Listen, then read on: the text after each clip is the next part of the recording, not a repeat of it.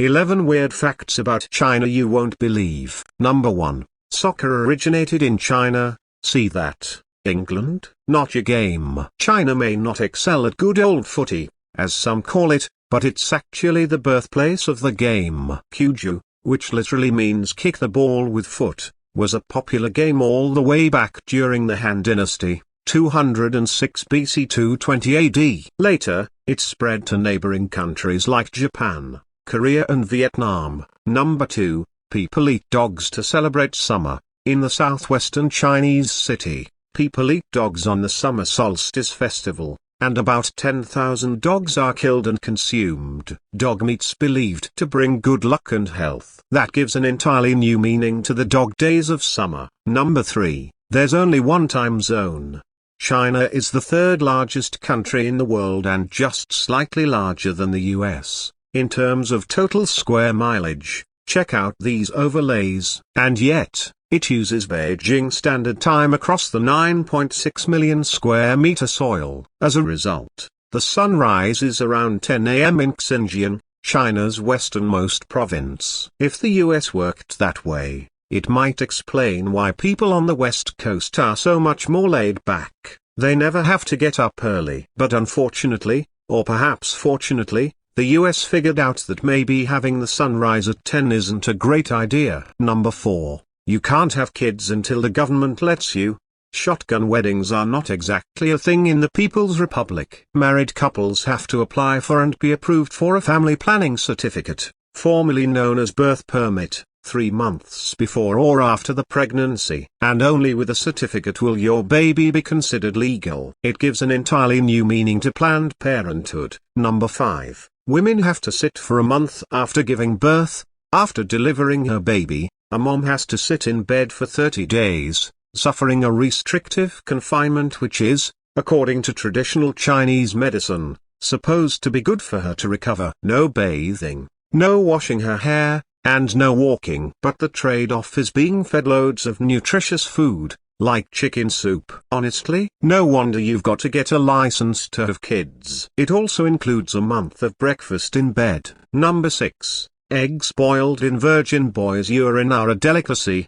You thought eating bugs or dogs was weird? Try a sophisticated version of boiled eggs, urine eggs, which are boiled for an entire day in the urine of boys under the age of 10. Locals believe they have myriad benefits, such as increasing circulation of the blood. And it's such a stalwart. The tradition was recognized as local intangible cultural heritage in 2008. That still doesn't make it any less gross. Number 7. Weird buildings are totally the norm. This MC Escher-esque delight. CCTV's headquarters. From fish-shaped architecture to a building shaped like a mobile phone, bizarre structures have popped up all over China's skylines in the last few years. It got so weird, even President Xi Jinping had to ask for the trend to stop. Number 8. Everyone goes on vacation at the same time. The Chinese are barely allowed to take annual leaves, but when they do, they go all in. Pretty much everyone gets holidays at the same time for Chinese New Year, and a massive total of 3.7 billion trips are made in just 40 days. So imagine all those lines at amusement parks, multiplied by airport security hassles. Then take that to the power of a rush-hour subway car. That's basically travel during Chinese New Year, the biggest human migration in history. And it happens every year. Number 9. Business deals require you to drink.